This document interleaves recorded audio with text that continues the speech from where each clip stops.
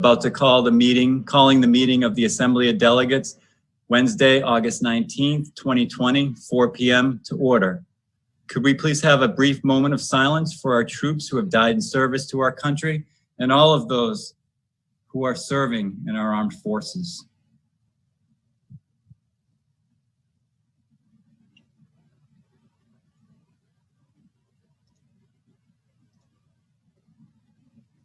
May we now stand for the Pledge of Allegiance. I pledge allegiance to the flag of the United States of America and to the republic for which it stands, one nation, under God, indivisible, with liberty and justice for all. Roll of the clerk, please. Doug Brown. He's here. I did see him. Sorry. All right. Mary Chafee. Here. Terry Gallagher. Here. Lillian Green. Here. Elizabeth Harder. Here. Chris Kanega. Here.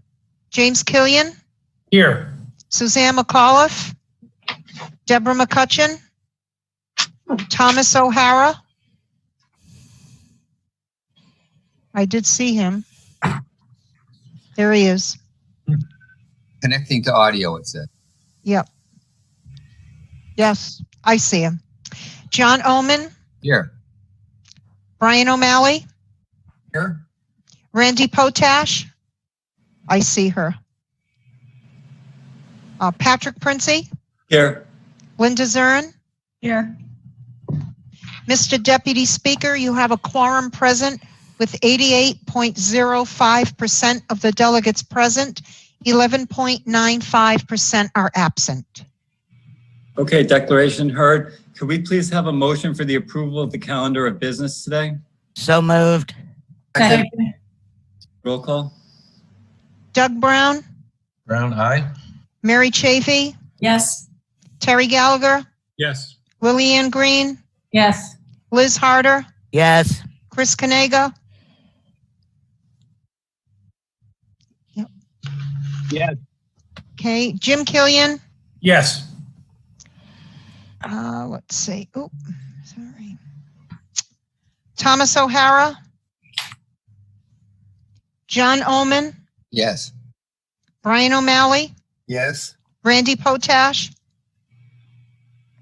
Yep. Patrick Princey. Yes. Linda Zern. Yes. Mr. Deputy Speaker, the business calendar is approved with 88.05% of the delegates voting yes, 11.95% are absent.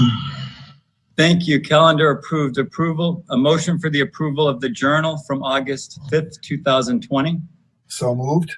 Second. Roll call. Doug Brown. Yes. Mary Chafee. Yes. Terry Gallagher. Yes. Lillian Green. Yes. Liz Harder. Yes. Chris Kanega. Yes. I see him. Jim Killian. Yes. Tom O'Hara. John Oman. Yes. Brian O'Malley. Yes. Randy Potash. Yep. Pat Princey. Yes. Linda Zern. Yes. Mr. Speaker, the Journal of 8/5/20 is approved with 88.05% of the delegates voting yes, 11.95% are absent. Thank you. Nice record of the journal. Could we please move on to the communications and updates from the Board of Regional Commissioners, County Administration, including introducing of the newly appointed County Dredge Business Manager. Commissioner Bergstrom, Chairman. Yes, I haven't seen you in a while. It's been a couple of meetings since then. We've had the auspicious introduction of our new county dredge manager, Ken Cirillo. He's on this meeting. Ken, you're here? You're not muted, are you? You're muted. You have to unmute yourself. That little microphone down at the bottom. Gotcha. All right. Ian, can you unmute Ken? Thanks, Lynn. Okay. Okay, sorry about that. I just lost the window that I had open here. Thank you very much again, Ron, for the introduction. Appreciate everybody's warm welcome here, and I'm really looking forward to working with everyone. It's been 5 days now, so I'm not even close to up to speed, but I'm a fast learner, and I will get there very quickly. Hey, Ken, could you give us a quick background on how you got here? Background in this? Yeah, sure. I spent most of my career here on Cape Cod. I ran a company called CMAP, electronic navigation. We kind of started the whole revolution of electronic plotters on boats that you see everywhere and in cars. This is back in the very late 80s, early 90s. Previous to that, I was a commissioned officer in the NOAA Corps, spending time out in Alaska on fisheries vessels, running ships. Then I was transferred back here to Woods Hole. And then from there, I started working for an Italian-based company for 25 plus years. Grew it into a commercial division, aviation division, recreational division. And then through a series of different management changes, I worked for Garmin for a couple of years, and I've been off for the last year trying to find that next career, and I've definitely found it. I've been on the water. I live on the water, in the water, under the water. My life is in the water. And, I've been boating all around Cape Cod, so I'm intimately familiar with that. Previous to this, I was on board the EDC for quite a few years, the county EDC. So I have a lot of familiarity with sort of this makeup of the various towns and the needs. So I think this is sort of a perfect blend of that. Okay, well, if you do enough boating around the Cape, as I do, and I'm sure you do, you have occasion to run aground because the water isn't deep enough. So you're going to be responsible now, making sure that the estuaries and payments of the Cape are adequate. It's inevitable for us to bounce once or twice. They got it. Okay. Well, welcome aboard, Sybil, and I'm sure you'll get familiar with these assemblies. I'm a former assemblyman myself, and have a lot of respect for them. And we'll have occasion, both to the commissioners and to the assembly, especially coming into the new season, to give us a report on the dredge projects we have in line and making sure the equipment is up to speed. I'll touch on it later, but we have our booster pump down in Georgia. It's being worked on right now. Yep, correct. Be ready for the season. So that's good news. Okay, so with that, there's been 2 meetings since the last time I addressed you. The meeting on the 12th was very limited. We had our weekly update on COVID-19. Once again, the numbers are pretty optimistic. I think that meeting we touched on a couple of outbreaks in both Harwich and Chatham because of house parties and so on. The county responses to that, along with Cape Cod Healthcare, and that seems to be under control right now. We had a further discussion on that I'll touch on and when we discuss today's agenda. We also had a discussion on a Barnstable County COVID-19 travel policy for any employees who travel out of state, and I think they all have to quarantine for 14 days. Jack, are you on the missing Jack? I don't see him. Yeah, I don't see him, Ron. So if you leave and you come back, you have to self-quarantine for 14 days. Most of us are working remotely, so that shouldn't be too much of a burden. Let's see if anything I can pick out of our actions. We authorized an update to Barnstable County personnel policies and procedures to add Juneteenth Independence Day as the Barnstable County legal holiday. I think June 13th is the end of slavery, I believe, in the United States. Is that right? It's the official end of slavery. We had a couple of appointments. We had home program. We had a grant for $784,000 to support transportation planning activities, which is a grant for the Cape Cod Commission. Quite a bit of money, $750,000 that we bring in to Barnstable County for transportation planning. And we awarded a sub-award to the Center for Coastal Studies in the amount of approximately $300,000 for the Mapping Storm Tide Pathways Project for a period from August 17, 2020 through February 28, 2022. And this covers part of the Cape that we haven't mapped already. If you remember a year or two ago, looking at areas where if the tide would rise, what areas would be flooded, as it reaches the high, the dunes and the high points along the shore, what areas behind the shore. So this is going to do that mapping for us. And that is pretty much what we did on the 12th. That brings us to today. We had discussion once again on COVID-19 in Barnstable County. And as I said, the numbers are pretty good. I think that we only had 1 or 2 cases. I don't think we had any cases last time Sean reported to us. We continue to work with the towns to outreach as far as the Board of Health outreach and dealing with some of the secondary effects of the COVID virus and to assist them in looking at the situation that they face. So, we also worked on a petition by the town of Barnstable. We authorized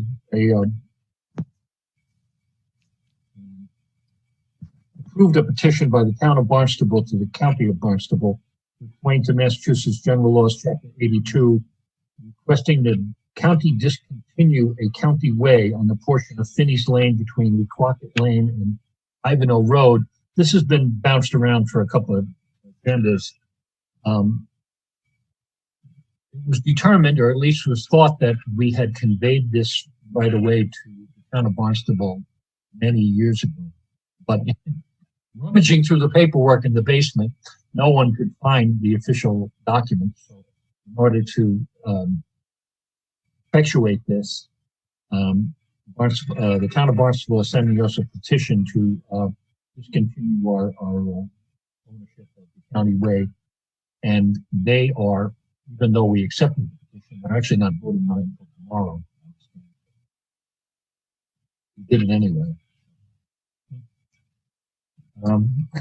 Then under new business, Commissioner Beatty brought up the fact that there is a drought going on the Cape, and that we have backed away from some of our fire suppression activities a few years ago, but that we have to look at it again because, as you know, very dry, and there's some areas that are very susceptible to brush fire.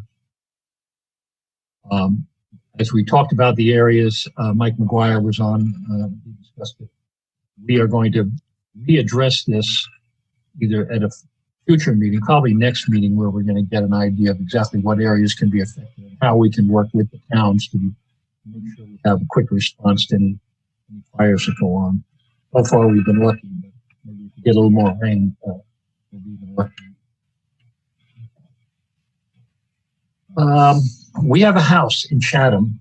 I say we, the AmeriCorps, that was given to us, actually given to the Conservation Foundation, Chatham Conservation Foundation, and they in turn are allowing us to use it for the AmeriCorps. There's going to be 4 people in the AmeriCorps program who are going to be there. And we're not paying a fee for it, but we have to undertake land and water conservation, disaster preparedness, and environmental education projects on a volunteer basis. So that's good because we are now trying to, we only have 18 volunteers. We're trying to spread them out so that there's not a high concentration in any of these very houses. So this will help us. We're also going to be dealing with the Wellesley House. I don't have a lot of details on that, but I know that we're retrofitting that to have fewer people maintaining a social distance. We got a grant, or from the Cape Cod Commission got a grant in the amount of $700,000 for the Expedition Blue Phase 2 project. I don't know if Wendy was with us. I think she was with us today, but she was with us this morning. This is an attempt to point out and to visitors like the blue economy here on the Cape. Depends on fishing and on activities around the water. So we got $700,000 on item C, and on item D, we turned around and handed that $700,000 to the Cape Cod Chamber of Commerce. They're going to do the bulk of the work. The question is, why didn't they get it directly? And the answer from Wendy was because they need a partner. They need a partner in order to access this grant. So there's going to be different places around the Cape where you can go to Fish Pier or Hyannis Harbor, and they'll have some exposition there as to how that, what part of how that plays into the Cape Cod overall economy. Then we authorized a couple of grants that were recommended by the EDC, $25,000 to the Cape Cod Arts Relief Fund. They had asked for this.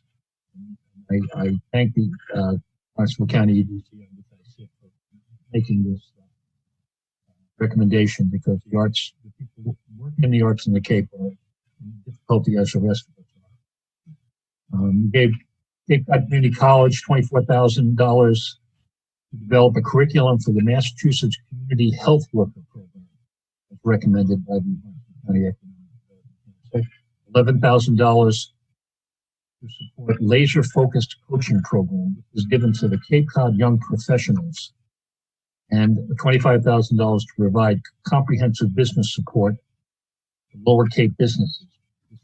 This is to the Lower Cape Community Development Corporation.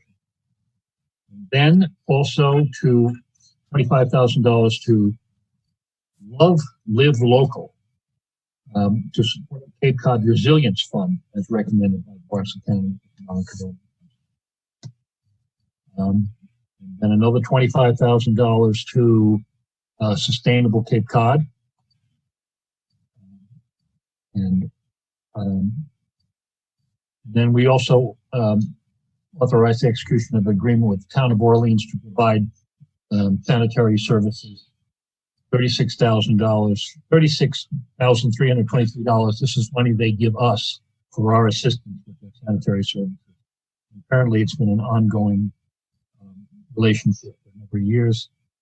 And finally, we have $90,000, not to exceed $90,000, for a total booster pump rebuild. I remember discussing this probably months and months ago. We looked at the cost of a new one, discussed that. We were talking upwards of several $100,000. I don't know what it was, $400,000. It turns out they can totally rebuild it for $90,000. So that's good news. I didn't ask how soon we could get it. I should have asked, but hopefully it'll be ready for the season for the first time it's needed in the fall. And that is about it. Any questions? Patrick, are you going to recognize people for the questions? You're muted. You're muted. That's it. Go ahead, Delegate O'Malley. See a hand up, Delegate O'Malley. You're muted also. Yeah, I got to unmute. Ron, I'm interested in the process that your commissioners use to vet these requests for funds. I mean, a lot of funds went out there, you rattled off, including one of $700,000, I think, to the Chamber of Commerce. How are these vetted? What's the structure? Who is the committee that decides who gets this money and what applications are worthwhile? I don't understand how that works. Well, you have to understand one thing. This isn't our money we're spending. In other words, we're not, for the most part, we're not reaching into the pockets of Cape residents. Most of this is pass-throughs. All right. For instance, the transportation money is pass-through. $700,000 was applied for by a grant from the Massachusetts Executive Office of Housing and Economic Development, and it was a combination of the Cape Cod Commission and the Cape Cod Chamber of Commerce. They approved that. So once we got the word that we were going to get $700,000, the commissioners immediately said yes, without kicking the tires too much. Okay, so and it's certainly for a good cause, because Wendy gave us quite an explanation on how this is going to work. But there'll be sites all over the Cape that'll be, related to the blue economy that people can go to and basically see what we're doing. And also it's going to be used to promote the blue economy and to promote Cape Cod as a destination for people who are interested in the water and the history. again, but I guess my question, Ron, is in this case, it sounds like the commission will work with the chamber, so that we have a foot in the door. We're part of the process. I'm just wondering, as we do these pass-throughs, do we keep some sense of control, of direction? Do we lose it altogether? You know, how does that all work? I really don't understand it. Well, I didn't look specifically into the requirements, in the performance requirements of this grant. But I will tell you that when you receive a grant like this, it's pretty specific as to how the money is spent and what the oversight is. Now we're talking. You know? Yeah, I could probably help Ron on. This is a 48-page grant. Okay, there you go. And it's a $700,000 pass-through from the Commonwealth of Massachusetts to the chamber. The chamber, however, preferred that the county, because of their experience in administering grants, become the fiscal agent. So the Cape Cod Commission assumes the responsibility to make sure that the I's are dotted, the T's are crossed on this particular grant. And the sub-grantee then becomes the Chamber of Commerce. So they will do the legwork. They'll be the operations chief. The Cape Cod Commission will manage the grant. Thank you, Jack. And as the chairman said, it's a very specific grant. Even to the footnote of the specs for the build-outs that are going to occur in the 10 towns. Very specific. I think it was 11 towns.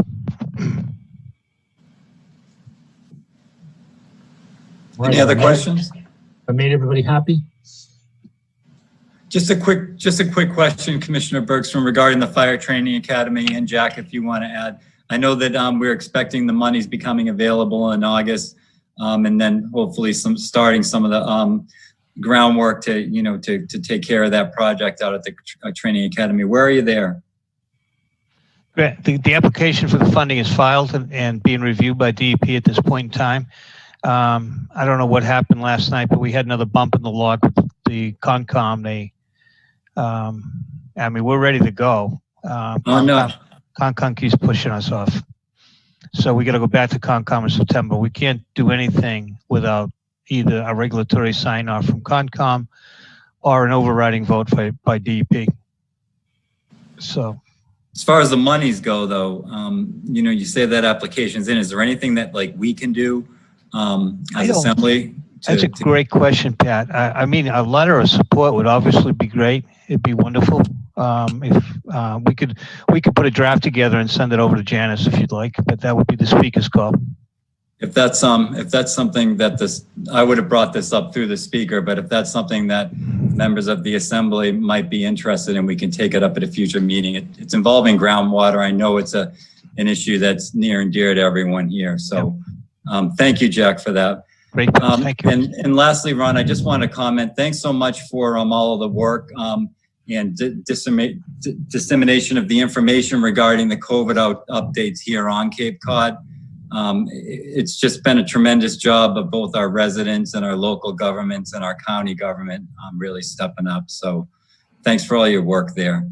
Well, I'll have to pass that on to Sean and Jack and the other people in Vera, because there's been a lot. I mean, it's given Barnstable County a chance to show what we can do, and I think we've risen to the occasion.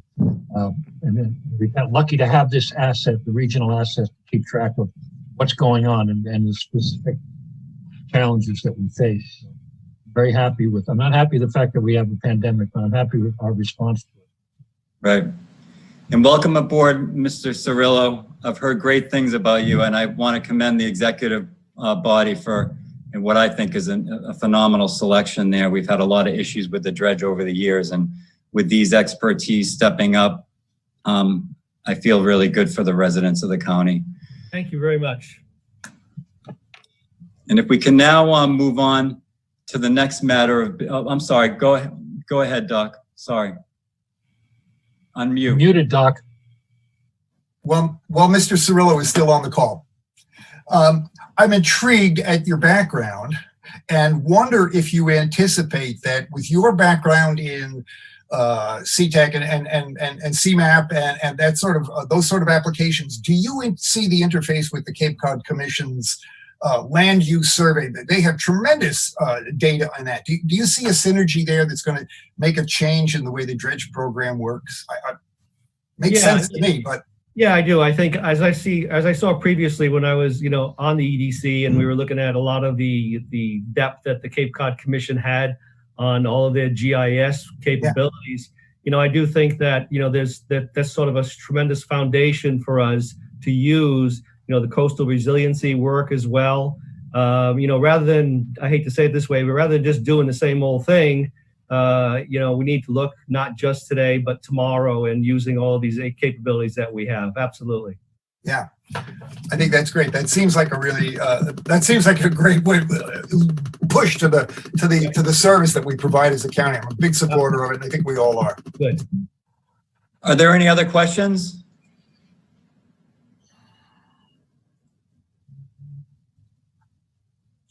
No? Oh. Okay. Thanks, Let's Kevin. move on. Thank you very much, Ron, and thanks, Ken, for being here, and Jack as well for the updates.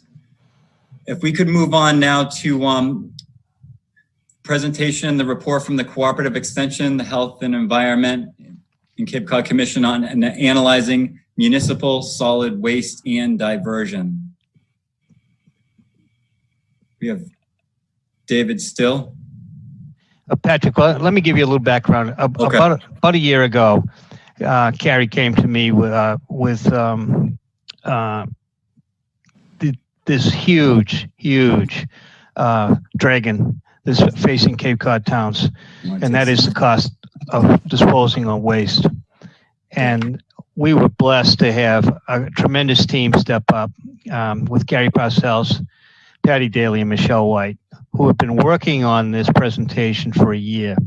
And in that process, they've contacted and met with every single town, including, importantly, the town of Bourne and Yarmouth that have already stepped up in this field.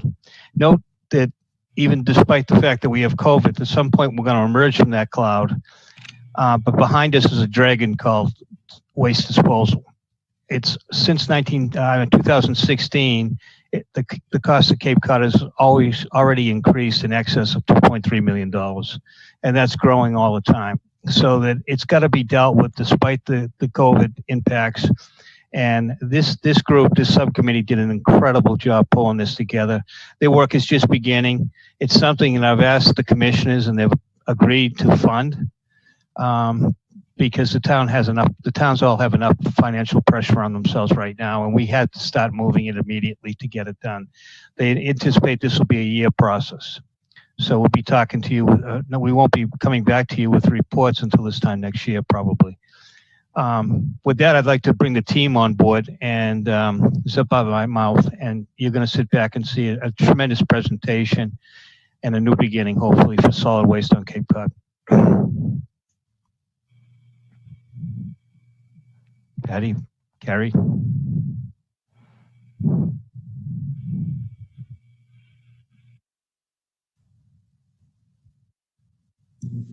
David, I think the next slide, please, and that'd be Carrie. Hi, delegates. Thank you so much for having us. So I'm Carrie Purcell. I'm with Mass DEP and Barnstable County's Cape Cod Cooperative Extension as the Regional Waste Reduction Coordinator, Municipal Assistance Coordinator, or the region's expert on solid waste and recycling. It depends on who you ask, because that's my title.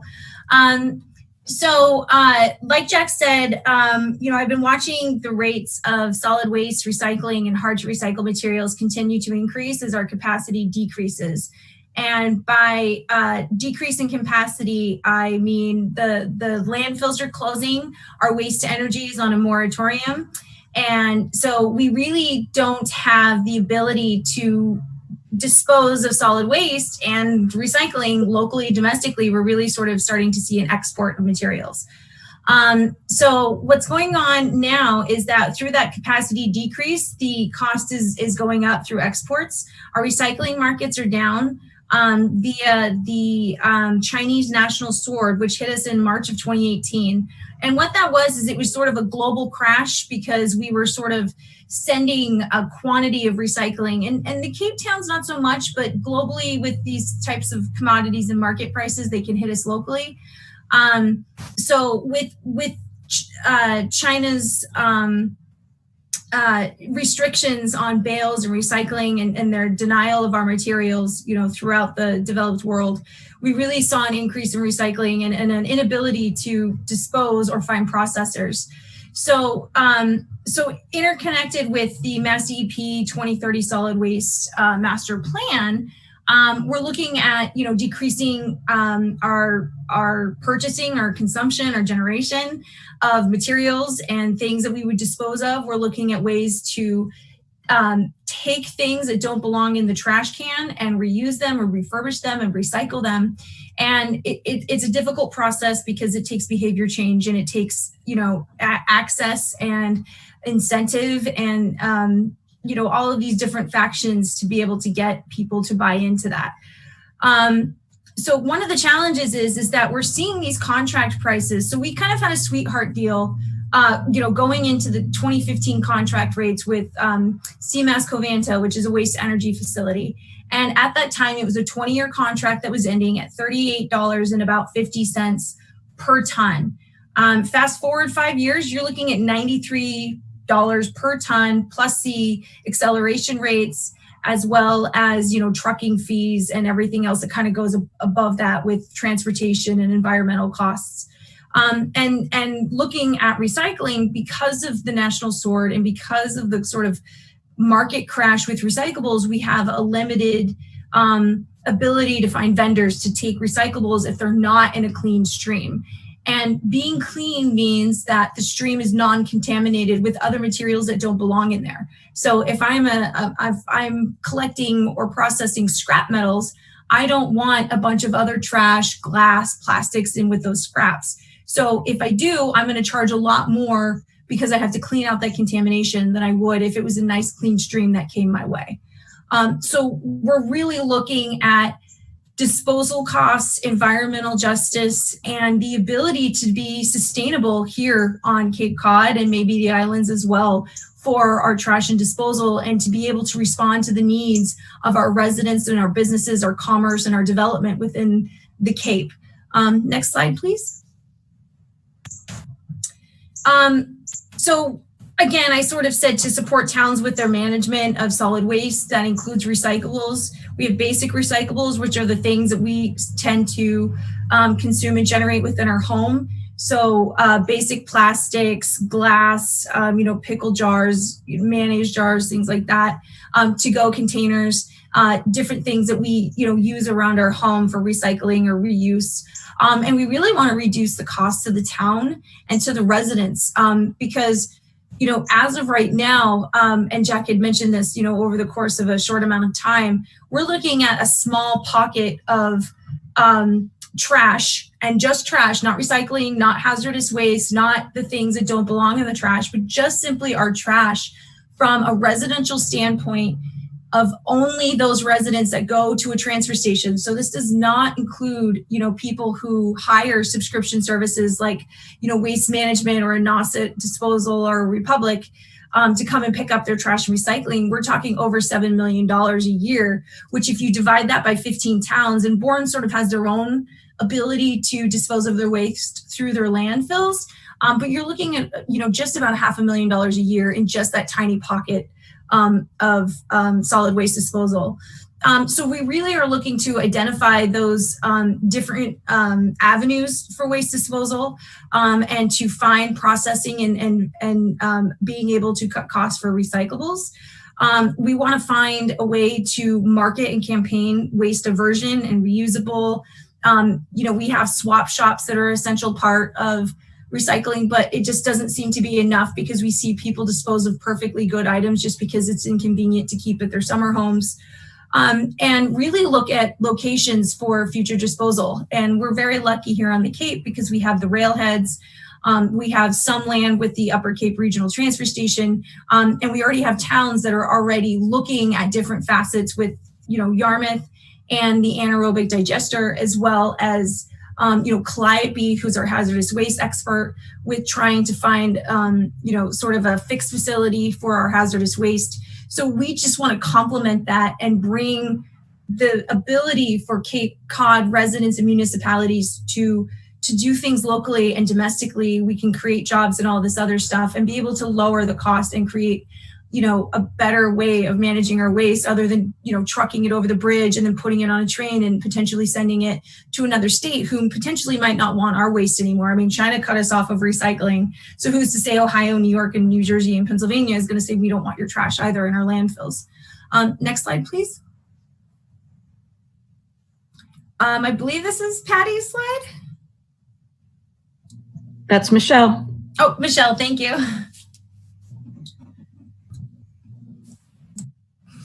Thank you. Good afternoon, Assembly. I'm Michelle White with the Cape Cod Commission. I'll just mention here that the work that Carrie just described, the objectives and the goals that we set, took the form of an RFP for 2 feasibility studies. And so one would look at municipal solid waste diversion options, those options for recyclable, reusable, and hard to dispose of waste materials, to remove those from the solid waste stream. And then the second, to look at municipal solid waste out of disposal, cost and benefit analysis. And I'll just note that drafts of the scopes of works that are within this RFP were circulated to town administrators and town managers and DPW directors from all the towns to get their feedback on the scope of work that we were looking at doing, and also, if they wanted to identify any potential opportunities for local collaboration, as this work moves forward. Next slide, please. Carrie, I'll go back to you to talk about the first feasibility study. All right, great. So the diversion options for recyclable, reusable, and hard to dispose of waste materials. So this sort of is the heart of solid waste. So these are the materials that really don't belong in our trash can. So if you do a waste audit and you're looking at the things that we consume and generate and purchase and that are manufactured for our convenience in our lives, about 85% of it really doesn't belong in a trash can, and there's a different use for them or a way to divert that from the solid waste stream. And historically and continually, our solid waste stream is the most expensive tonnage to get rid of at $93 right now plus.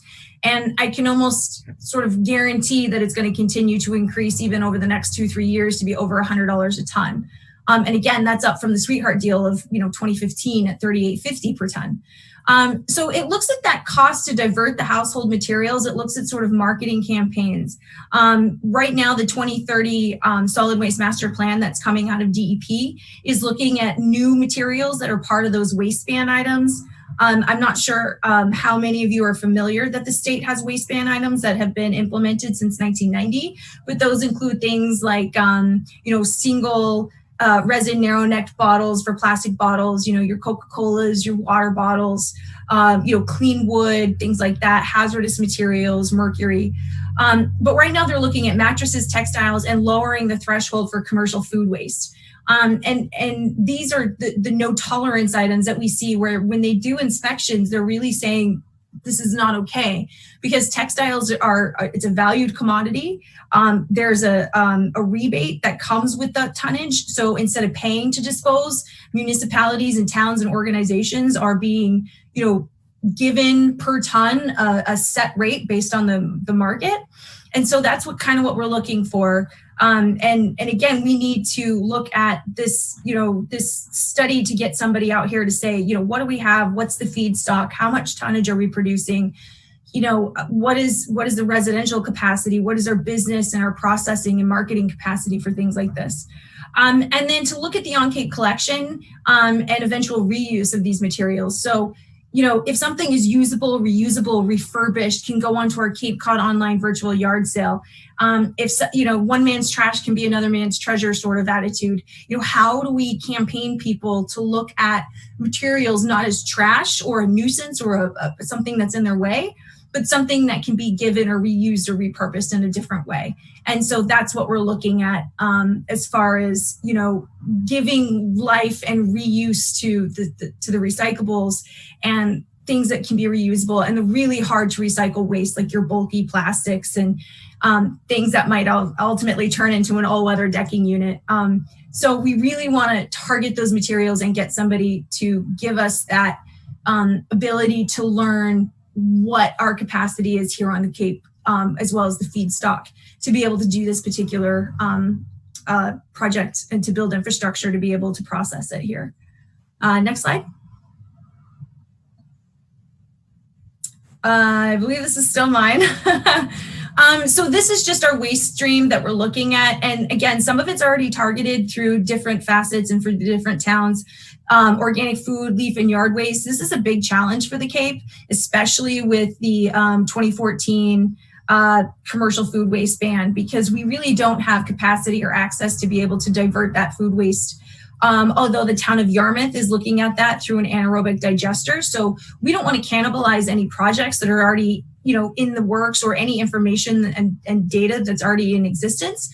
But we really want to collaborate with those towns and make sure that we're networking.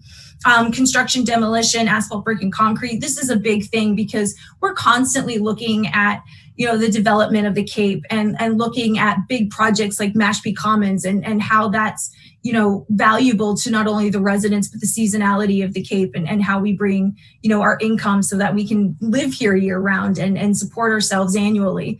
Again, we mentioned textiles and mattresses, rugs and carpet is another huge issue. Propane tanks, right now it sounds so silly, but they're hard to get rid of. They're hard to recycle. And if we can't get somebody to pick them up, then we have to devalve them and put them in the scrap metal. And it can be dangerous because we don't want our residents doing that. We don't want somebody who's, not, privy to doing that type of thing. Automobile waste, batteries, gasoline, all these things that are carrying toxic materials, or universal waste where it might not be so toxic that we would take it to a hazardous collection, but we'd want it separate from our recycling sheds because there is a value or a market for them. And it's not good, it's too toxic to trash. So those are just sort of our waste streams that we're looking at. And again, basic materials like our wine bottles and our pickle jars and our cardboard pizza boxes and things like that are definitely inclusive of this material stream.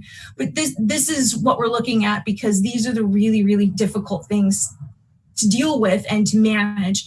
And it costs a lot of money to be able to identify vendors and to be able to collect and separate that from our waste stream. Next slide. I think this is my last one. I see a yes from Patty and Michelle. So again, the diversion options for recyclable, reusable, and hard to dispose of waste materials. We've sort of laid out this sort of task, and we have a plan of action moving forward. After we get approval for a feasibility study and having these, contractors come in and tell us what we're really capable of here on Cape Cod. And I think, with our regional planning authority, through the commission and through our commissioners in the assembly like you, we have this ability to really, sort of build a template for, the Commonwealth and maybe contiguous states. So we really want to characterize the MSW and what's in it. So it's like a waste study. If I tear open the trash bag, what is in there? If we want to establish these focus groups, so one would be a municipal focus group, the boots on the ground guys, the DPWs, the trash guys, the people that are at the transfer stations and picking up the trash through private haulers, as well as our commerce and our processors and manufacturers, Cape Cod Chips, the Beverage Council, things like that. The beneficial uses, general processing requirements, what's the benefit of taking our glass like we do now into the town of Dennis from 5 towns, crushing it and using it as, fill for, sewer projects, things like that. The facility needs, locations, what are the costs to manage, to run, the jobs, what is the economic development of it. The program costs. I mean, nothing's free. We tend to think services are free because somehow we're not paying for things like our hazardous waste collection, but we're paying for that on the background. And so, it's a common misconception that collecting latex paint, collecting hazardous waste, collecting boat shrink wrap, somebody cleaning up our oceans and doing litter committees and boat, beach cleanups it's free because we don't pay for that. It's not in our taxes. It's not. And it's subsidized so heavily by, somebody else somewhere. And then, the markets, the programs for the markets, who do we send our fibers to? Is it a rebate or is it a cost? And that's going to constantly fluctuate because of, our reliance on the global markets, but the fact that we don't really have domestic ability to make that change through power by numbers and having that ability to do it. And again, we really want to talk with everybody here on the Cape. Everybody's a stakeholder, including all the way down to our residents, our seasonal holders, the mass retail associations and realtor associations and the Barnstable County Public Works associations and things like that. So it really takes, the Cape Cod Village, if you will, to be able to pull us all together and find out through this feasibility study and through the folks that we can hire, these contractors who are the experts of the experts that can say, this is what the ability is, this is what you can do, this is what's going to cost, this is our environmental justice. And we really want to, take advantage of that in a time where we're spending so much money on disposal and we're not doing a very good job. I mean, the Cape's doing okay, but we can always do better. Next slide. And I think that's me. Good afternoon, delegates. I'm Patty Daly. I'm a legal and policy specialist with the Cape Cod Commission. And the second scope under the RFP is going to be an out-of-state disposal analysis. And as Carrie mentioned, the reason we're looking at that is the state is likely not going to be permitting any additional landfills. And the ones that are available in state are going to be filling up and closing down eventually. Also, we do not see a lot of increased capacity for incinerator disposal in the state. So that really leaves us with having to look at some options for out-of-state disposal. So we wanted to take a look at those, have a consultant identify what some of those things are, what the options are, what the cost of that might look like. And that includes the cost of gathering the materials or collecting the materials here on Cape and then getting them onto a railhead or trucks to be transported to the ultimate disposal facility. And again, this is not materials that we're going to be able to divert, reuse, recycle. This is materials that really, at the end of the day, we have not been able to find any other disposition for except for an ultimate disposal option. Next slide, please. So the scope is to, again, quantify and characterize the MSW components. And one of the reasons we bid these two scopes together is that there is some overlap in some of these tasks, like task one. So our thinking is hopefully we'll get a response or one or more responses that look to do the combined scopes in a way that will save us money in the long run. Task two is to look at those disposal options off Cape and out of state. And then task three is processing, tipping, and transportation options. And as a part of that task, we've asked the consultant, the responding consultants, to take a look at options at Joint Base Cape Cod, the Upper Cape Regional Transfer Station, the Yarmouth Transfer Station, and even potentially county lands, if that came into it. But opportunities for us to collect and process materials for transportation. And then finally, a cost-benefit comparison, recommendations and presentations.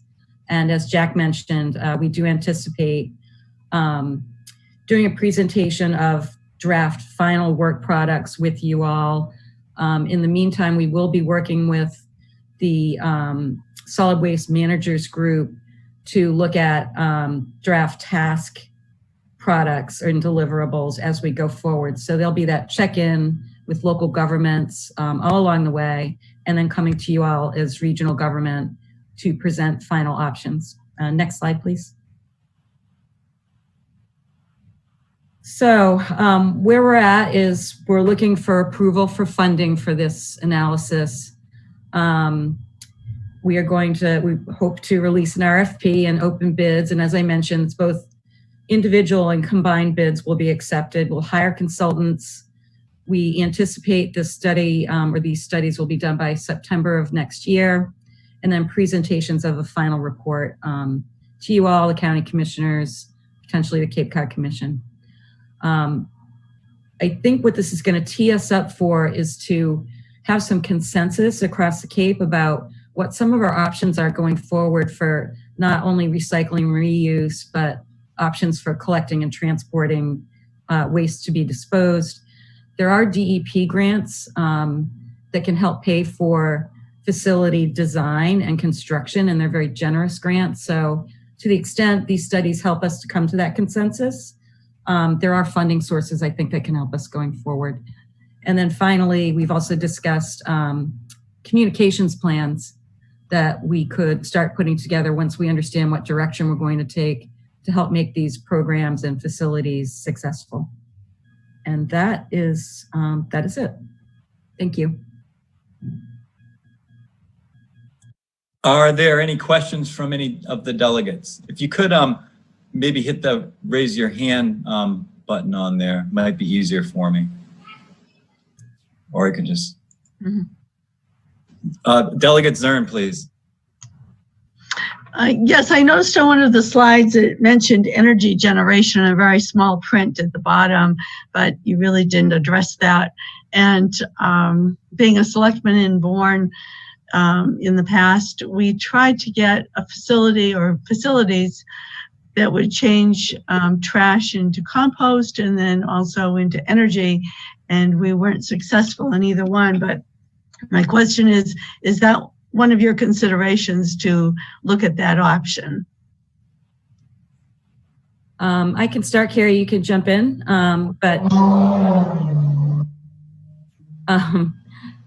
Yes, energy generation from processing waste is definitely in the scope. It's actually something that DEP and their state draft master plan is looking to promote to deal with these anticipated capacity shortfalls for disposal.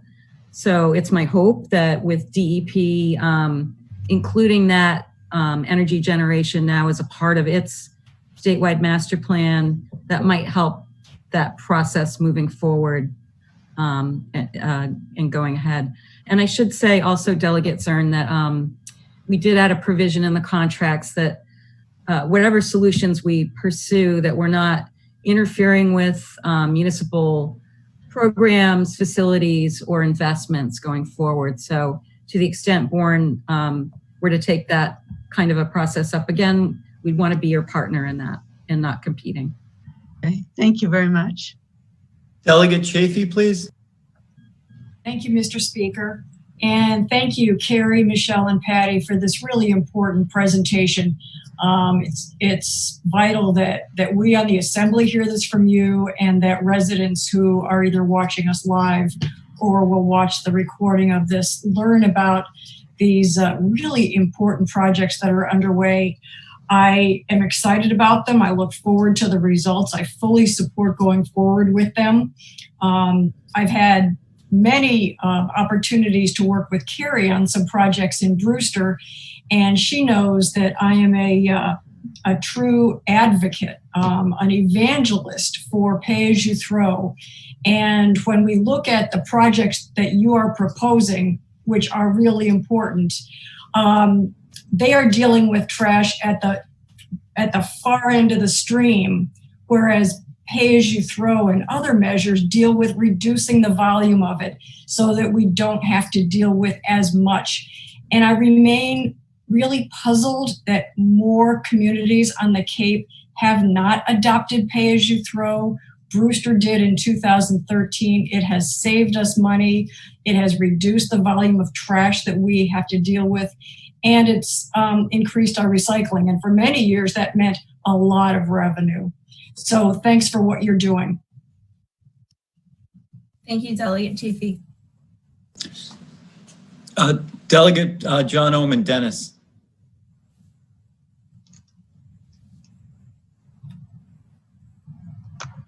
Thank you, Mr. Speaker. A couple of months ago, at least, Jack Units and the commission were talking about creating a transfer station, a state-of-the-art transfer station on the base. And that sort of has dropped off the screen. Is there any thought process of actually not crossing the bridge with all of this stuff and really saving some money with transportation and doing a state-of-the-art facility right here on Cape Cod? I can jump in, or Carrie if you like, but no, I think putting a facility on the base is absolutely within the scope of work. So the scope recognizes that there's a lot of land out there that's not close to residential development. So in a lot of ways, it's ideal for some of the collection and processing and ultimate disposal, whatever process that might be, that could happen on Cape Cod. And I mean, I think Carrie and Michelle and Jack and I would all agree that it would be wonderful if we could collect, process our waste on Cape Cod in the region so that we have byproducts or beneficial uses coming out of those waste streams going forward. If I just may continue on that thought process. Also, the size of the facility might be such to have it make sense and have the state buy in that we would have to actually accept trash regionally from across the bridge, which wouldn't cost us any of the transportation costs, but might make the project of the correct size and proportion that it would make sense for the state to invest the land and the properties out at the base. Could you comment on that too, please? Yes, so the scope of work for the recycling side includes looking at waste from Southeast, well, I should say recyclables and other materials from Southeast Massachusetts, part of the vineyard in Nantucket. So we anticipated we might need more feedstock than just what Cape Cod has. So we've asked the consultant to look at that as well. And if I may sort of add to that, when we look at that moratorium on waste to energy facilities, so we're not allowed to like quote burn trash here anymore. But we can look at gasification and pyrolysis as an alternative option. So, when I first spoke with Jack about, sort of a waste to energy facility and can the Cape do this? Because of the moratorium and even the state in 2009 had looked at lifting this, but it really goes against what the solid waste master plan is trying to tell us to reduce our trash and our capacity and what we're consuming and throwing away. So according to the 2018 study that closed for the 2010-2020 solid waste master plan through DEP, the goal was 30%. We matched at 14% for waste reduction, but we're still disposing of 5.6 million tons of trash, whether it's going out of state, going to a waste energy facility, or staying here in a landfill that's local and probably closing within the next couple of years, with the exception of maybe Nantucket and Bourne. And Nantucket certainly isn't going to, import any of our trash.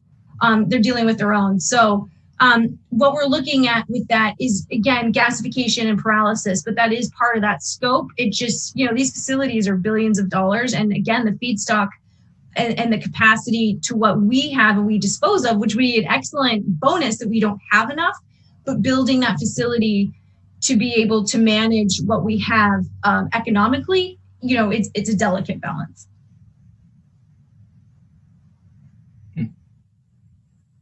Wellfleet.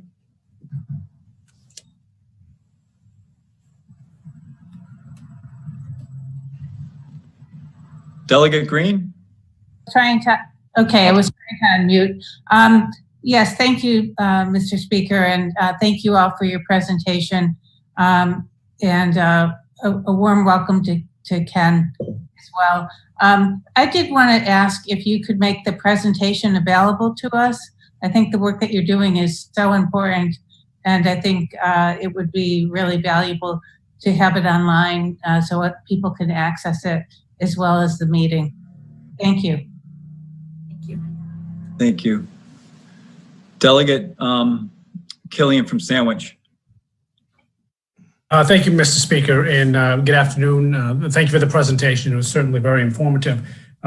Much of my questions have been answered. However, I was curious about the recyclable stream. I read in the past that the issue with the collapse in demand was the fact that it was no longer competitive with the virgin or raw materials, given the transportation costs, the processing costs.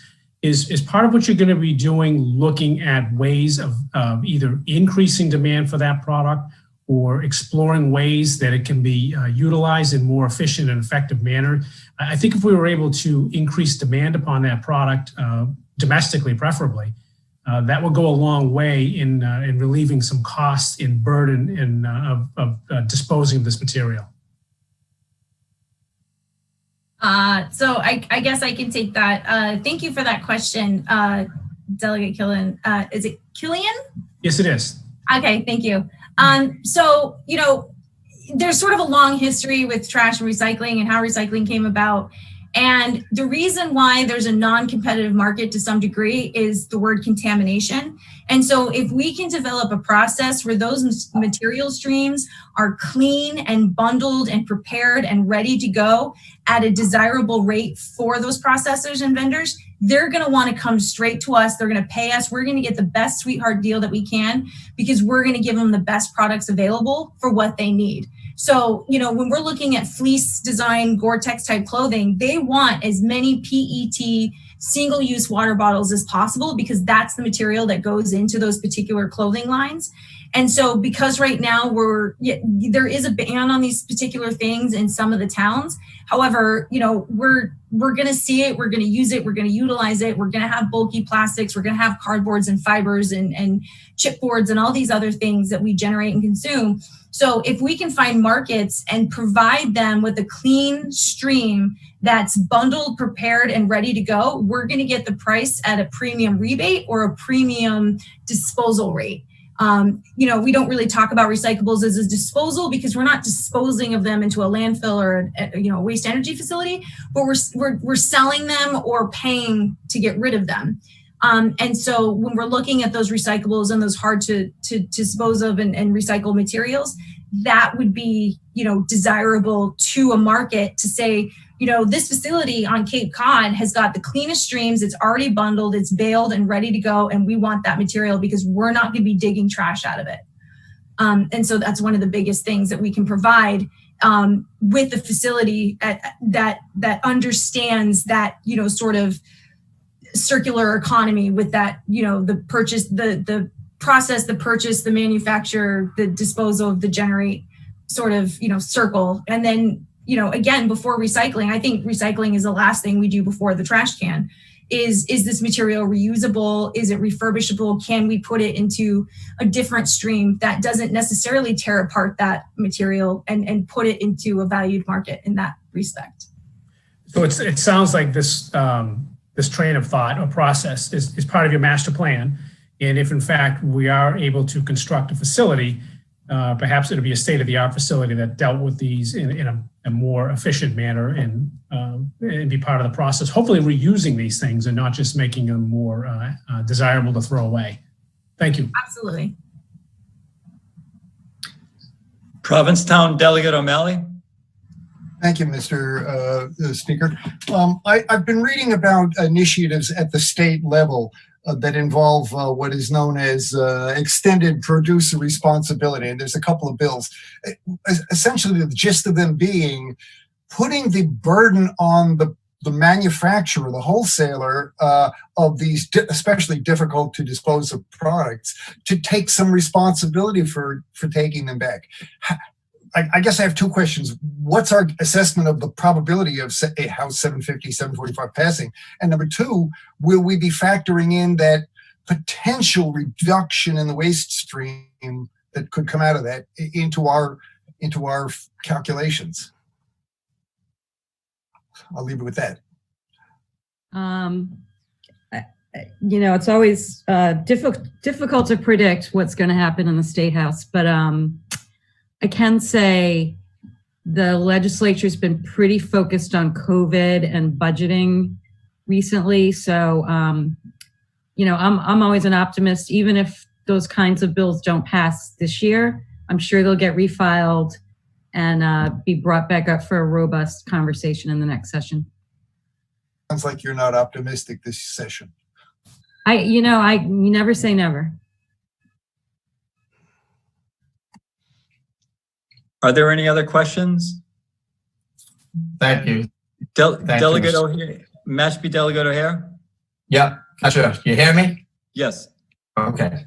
I guess my first question is on the, I always thought CMAS had a pretty good product and the service that they're providing was scrubbing the smoke and the whatever pretty good so that it could be released into the atmosphere. Apparently that is a possibility that might help to improve that and would allow for incineration.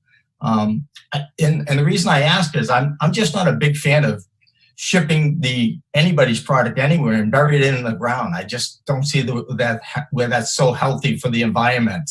I would think that incinerating and scrubbing it and removing any particles out of it would be a better solution. Am I wrong with that? Carrie, unless you want to jump in, I will. Yeah, go ahead, Patty. Okay. Let's see. No, you're not wrong. Certainly not. And I think what the state solid waste draft master plan is telling us is, to the extent that an incinerator like CMAS wants to expand its capacity or do something different going forward, there are going to be more environmental regulations on that facility, which is good for the environment. I foresee that potentially leading to additional costs. So according to, again, to the state master plan, incinerator capacity in the state is pretty well at full capacity. So it's not that that's not a very good option. It's just that we felt that the town should understand all of their options going forward. And this is not in any way requiring any town to do one thing or another. And, about 11 years ago in 2009, the state had revisited the moratorium on waste to energy facilities. I believe there are 8 to 9 active waste to energy facilities here. So as it is an option that is more desirable than putting things into the ground and burying it, which seems very archaic and old school, the folks that are against it, and even in 2009, sort of argue that there is no proof that the waste energy facilities and the scrubbing of what's the steam and the energy that's coming out. So CMAS Covanta, I believe, provides energy for about 75,000 households in the Rochester area. So, I mean, that's incredible versus being, buried, where the methane gas, again, for burial, if you burn off the methane gas versus, maybe transport it through some type of energy transportation type situation, which we're not doing. The state somehow came to the conclusion that that's not clean enough and that there's not proof enough. So the moratorium has still continued since 2009 when they looked at that.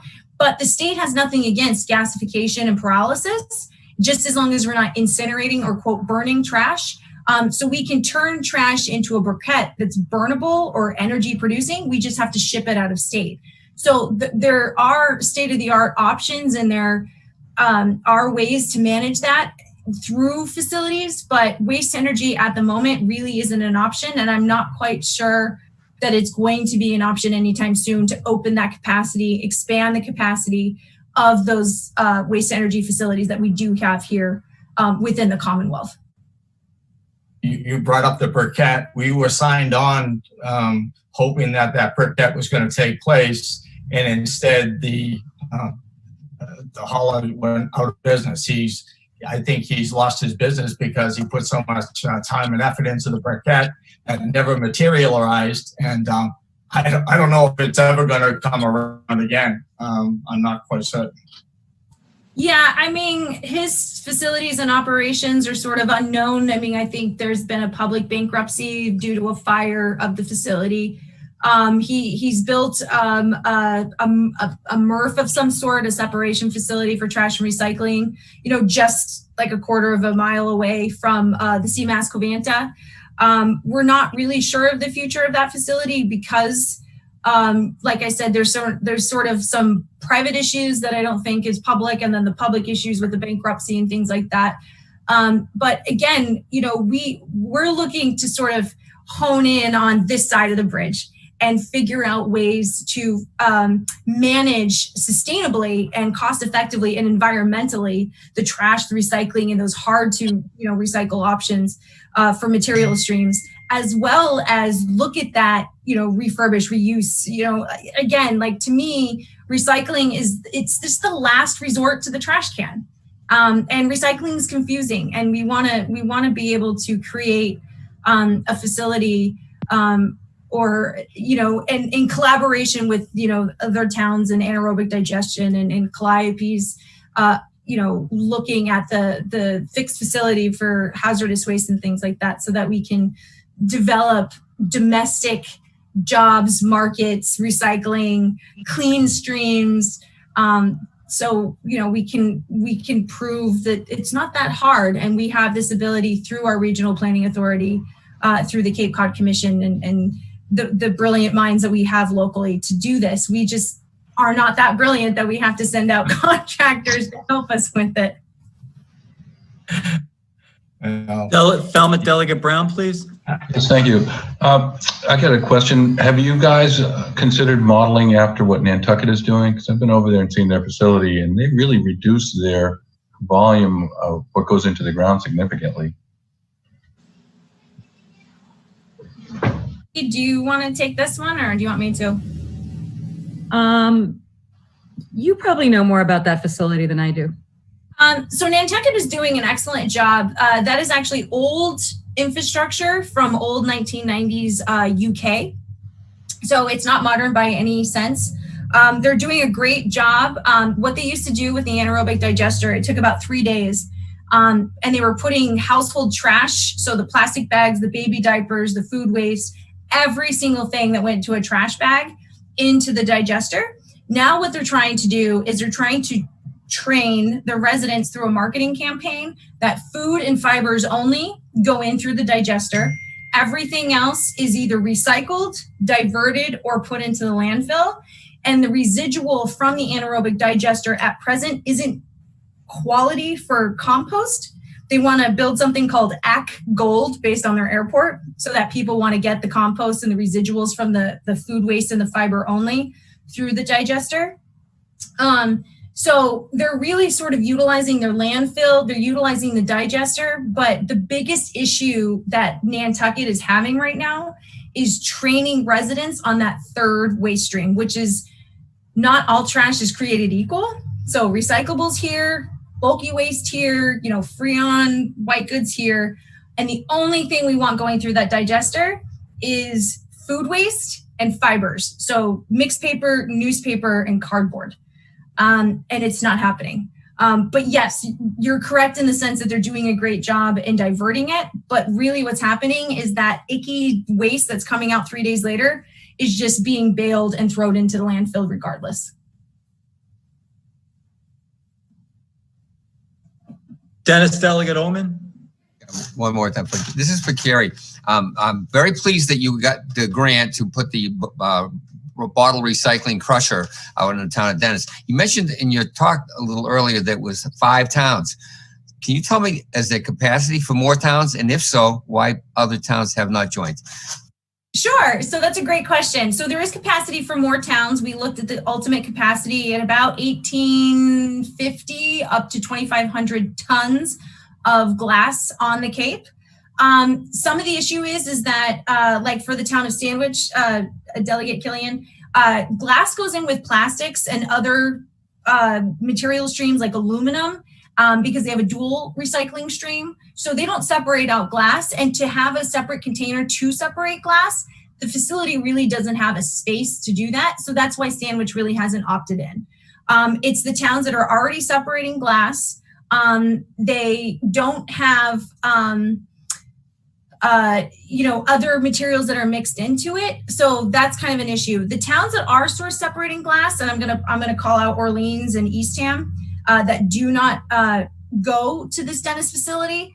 It could be that they're already getting a rate that's similar to what the town of Dennis is charging. And although that's not the town of Dennis discretion, it's through NRRA, the vendor out of New Hampshire, that creates those rates through the contracts with the town of Dennis and the towns that dispose of their glass there at that facility. So there's different reasons. The other is the fear that there's no market to take that crushed glass. Although even though the town of Orleans, again, I'm going to call you out, I'm not sure which delegate you are, but Orleans wants to take that glass and use it in the sewer projects that are coming up here in maybe 2021, but they don't have enough glass. They need at least 6,000 tons. And right now there's maybe 2,000 or 3,000 tons sitting at the town of Dennis. So that's also a fear, is that the stock that is created through the towns that are disposing of may not be enough for the projects that they need it for. And if you're looking at, you know, aggregate for a project, you don't want to use glass, and then change it to a new aggregate halfway through the project. And so there's this sort of, you know, back and forth about, you know, is there enough feedstock? You know, what's the usability? Other states will allow 1/4 for the cut of glass versus 3/8 minus. So we're very rigid here in the Commonwealth about how small DOT, the Department of Transportation, is allowing that to be. But again, it's the feedstock issue. It's not so much the usability and the quality of that feedstock, it's whether or not it exists and whether or not the market is there. And, you know, calling out the towns that are separating glass, they're not using the town of Dennis because they're getting about the same tipping rate going somewhere else than Dennis. And so they're not willing to make that adjustment quite yet. I'm confused. I thought the tipping rate was very low. It was something like $10 a ton, which is no one's getting that. You were mentioning 96 plus transportation. Well, why? And my second question with that is, if Orleans needs this processed glass, why can't they purchase it at a very reasonable rate from all the other towns that may not have immediate use? So Dennis would give it away for free. I mean, at least for free, right? But again, the feedstock and the quality and the quantity of it may not be there. I saw from, is there a delegate from Mashpee? Can you raise your hand? I know Mashpee's online. Thank you. So Mashpee was a little bit hesitant. They were the last to sort of join in. And they had to buy a container, which they got from a grant through DEP, to separate the glass and to take it to Dennis. But I saw an email very recently that said that it's gone up almost 25% in the last few months for the tipping charge. And again, that's not the town of Dennis that gets to delegate that. It's sort of NRRA. And I have yet to see a response from that vendor that's saying why the increase for the tipping has gone up so much. So again, there's sort of this commodity issue with why it's supposed to be so low and so inexpensive, staying on the side of the bridge and taking it locally to the town of Dennis and using it locally in our, you know, roadway construction and building projects. But yet it's gone up from 40 to 50 to almost $70 a ton. And, you know, if you're going over the bridge at $80 a ton, yes, it saves the money. But I think towns are afraid with the take back process, if Dennis doesn't ultimately get rid of it, what are you going to do with a couple thousand tons of glass if there's no project to put it in? You have to find some place to store it and stockpile it, which is the negative, but there's definitely a positive way to work through that. It's just that's what we're dealing with at present. Thank you. You're welcome. Thanks. Thanks very much, Patty, Carrie, and Michelle for the presentation today. Extremely informative, and you have a wealth of knowledge on one of the biggest issues here right now. I just want to say I can't tell you how many phone calls I received from constituents in Barnstable about the price of their dump sticker transfer station sticker, or whatever you want to, it's of $250. And, you know, the earlier part of your presentation are issues that I'm well aware of the costs and so forth. And that's more or less how I explain it to them, and then tell them it's a town issue. They should call their town councilor. But in reality, it is a county issue. And it's an issue where as a county and a region, we can come together to hopefully save the residents money, recycle, educate, and just make for a better trash business here on Cape Cod. My question is with your timeline for really starting to go forward on things after I think it was like the 21st of September 21. And you'll be coming before likely the commissioners and then us for requests for revenues to help you. And you, in the last questions that you'd answered, you really did a great job with the cost analysis type issues revolving all this. When you do ask for funding, do you anticipate having any rough numbers now as to how much you might be asking for? And when you do, will you have some sort of cost analysis of, once we do start going forward, what's proposed, the savings that towns and residents in turn could receive from our efforts here at the county?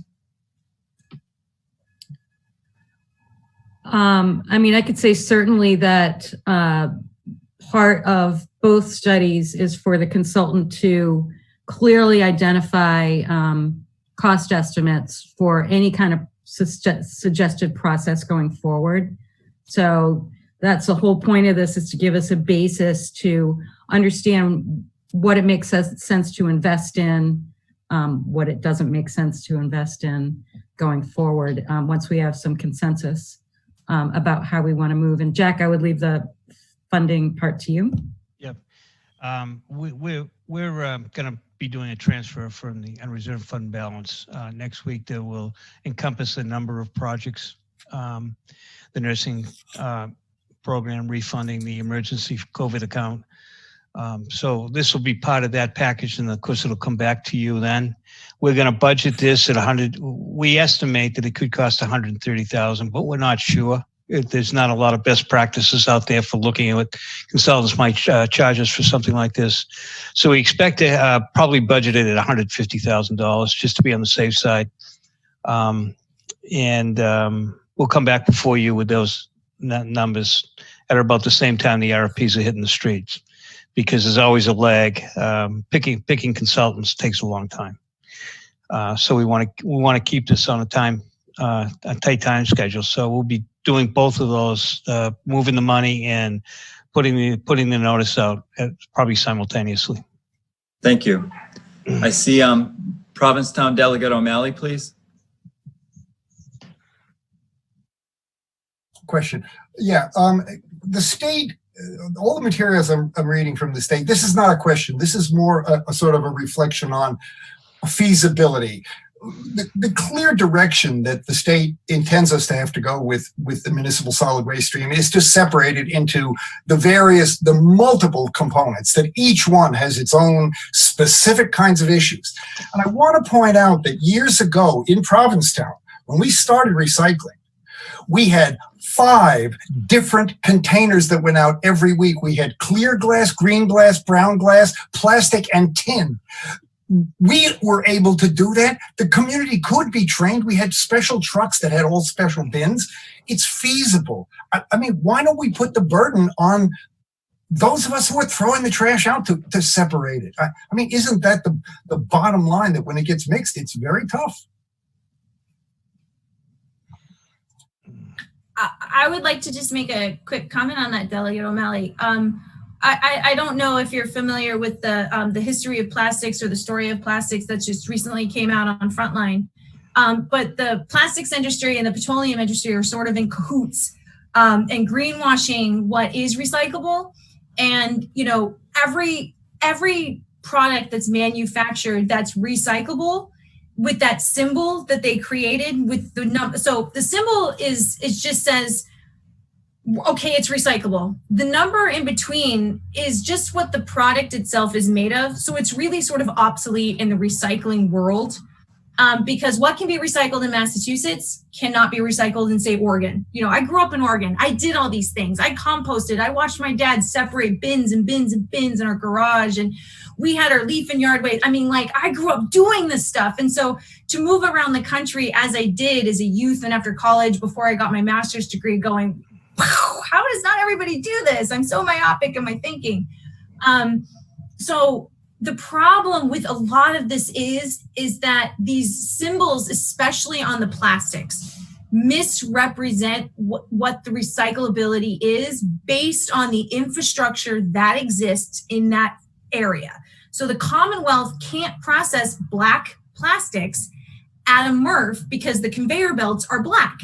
So as it's reading the optics, the bottoms of your Chinese takeout and anything that's black plastic doesn't go through. It falls down as resin. Now, if I'm a state-of-the-art facility that goes black plastic, I can recycle it and it is recyclable. But the way that contiguous areas and towns and facilities, for example, cartons is huge, right? Those milk cartons, those orange juice cartons, those Tetra Pak type cartons. The only facility that can do that is Western Mass. We can't do that everywhere else. So any other MRF or single stream sorting facility that uses those conveyor belts, that uses the blowers and the optics and the magnets and all those things that separates it, cartons are no good. But in Western Mass, Cartons are great, bring it on. And that's just within the Commonwealth. So when we're talking about training society, I mean, again, it's of what is actually recyclable. And that symbol, I would love each and every one of you to stand in your produce section, your plastic section, anything in a mart, a retailer, and just go see, you know, and I do this in my presentations. I pull out something that has this PET #1, which is desirable. It's the packaging itself, it's a lie. And yet to get that out to the common person is very difficult, no matter your marketing ability, the infographics that you send out to each residence in your water bills and your tax bills to say, put this on your refrigerator, we're letting you know. And not to mention the change. So, you know, I don't know, 7 months ago, we didn't want grease on the pizza boxes. Now, all the MRFs and DEP is saying pizza grease is okay, and we'll take cheese. Wait, what? Because we've been training everybody for the last 7 months to flip your box inside out and let everything fall out and then put it in the recycling bin, you know, and if there's grease, put it in the compost or the trash. Now it's okay. So we really struggle with stability of markets, the ability of our processors, and what the vendors, AKA whoever we decide, you know, but if we can provide those clean, beautiful bales of what is desirable and follow those markets through a district that we build, create, and utilize through our feasibility studies, we can potentially create a domestic local market that people can look at and say, wow, the Cape's really got something going on. And you know, our challenge is going to be the seasonality folks or the folks that are here sort of part-time, you know, getting them acclimated to how we do things here. But if it's consistent and useful and we continue to follow what's happening in our markets, I think we can be really successful. Harry, thank you. You should go on tour. You have a lot of passion and emotion. TED Talk. Work No, that you do. But it's, yeah, thank you.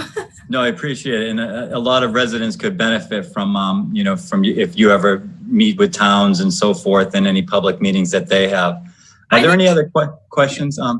Delegate Green from Wellfleet. Thank you, Mr. Speaker. That brings up a question or just an area of concern.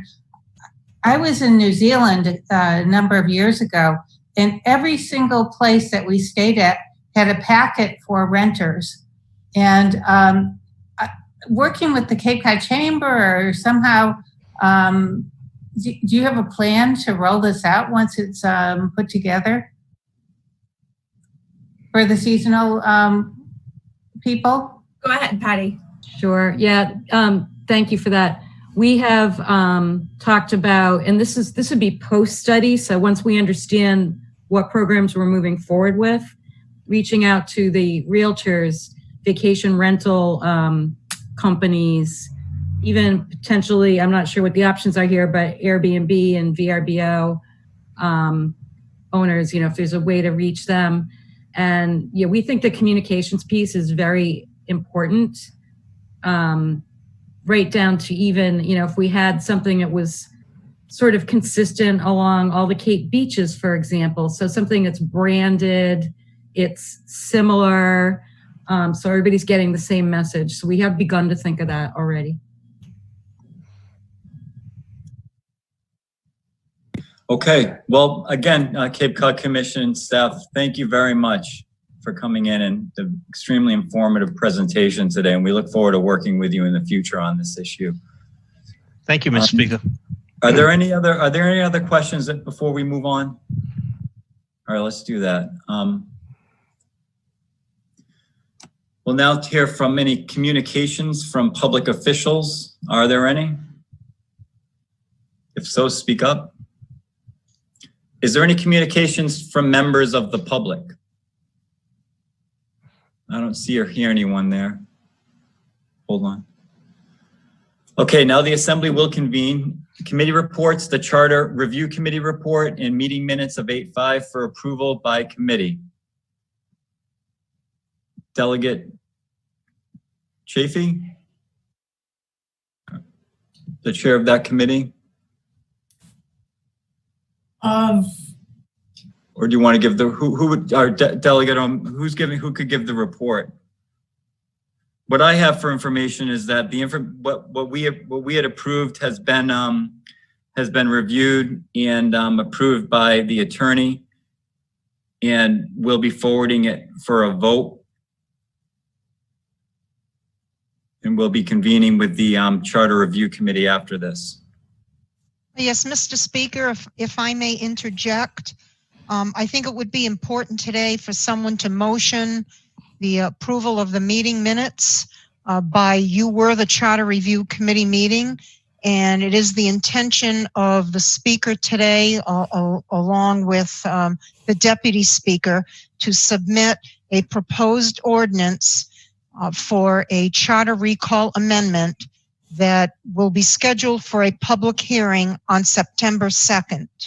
And I think that was the intention for the speaker and now the deputy speaker. So that's... Okay, that is. Could I please have a motion to approve the Charter Review Committee report in meeting minutes of 8/5/20? So moved. Second. Okay, and then a call of that, please. Okay. Doug Brown? Yes. Mary Chafee? Yes. Terry Gallagher? Yes. Lillian Green? Yes. Elizabeth Harder? Yes. Christopher Kanega? Yes. Jim Killian? Yes. Thomas O'Hara? John Oman? Yes. Brian O'Malley? Yes. Randy Potash? Patrick Princey? Yes. Linda Zern? Yes.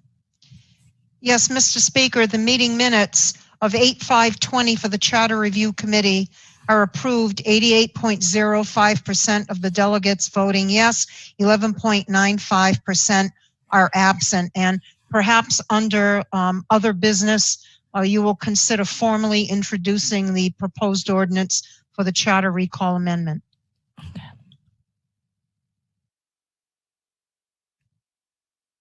You're muted.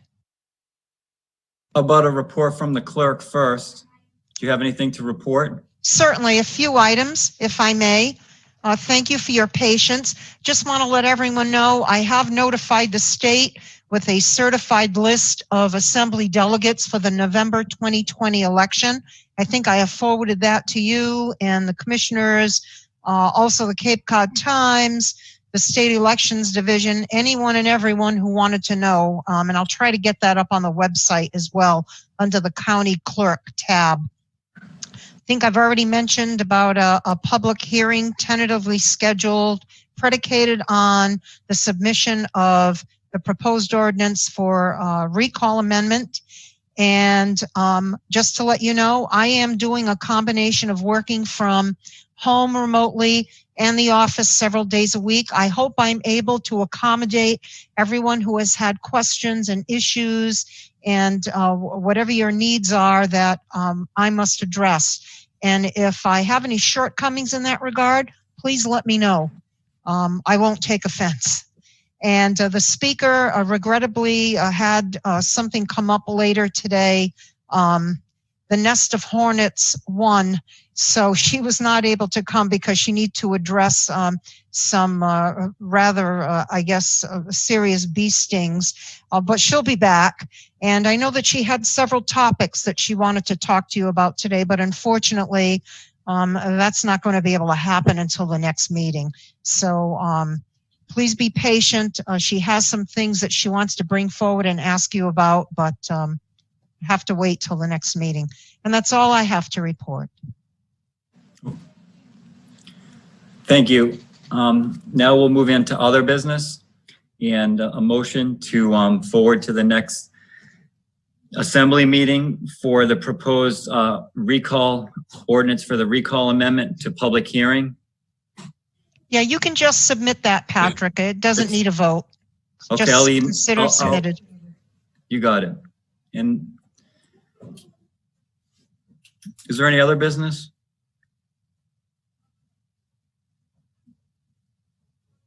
Move to adjourn. A second? Second. Second. All those in favor? Aye. Aye. Aye. Thank Thank you. you, everybody. Bye, all. Take care.